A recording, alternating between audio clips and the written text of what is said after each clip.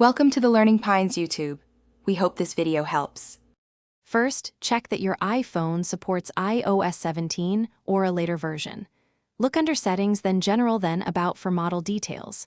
Next, back up your device to iCloud or to a computer. A full backup protects contacts, photos, and FaceTime settings in case of error. Make sure you have at least 20% battery or connect to power before updating. Finally, connect to a stable Wi-Fi network and confirm you have at least 2 GB of free storage space.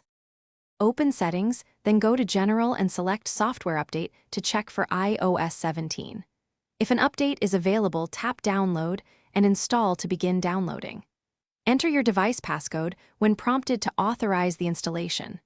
The download may take several minutes depending on your Wi-Fi speed and the update size.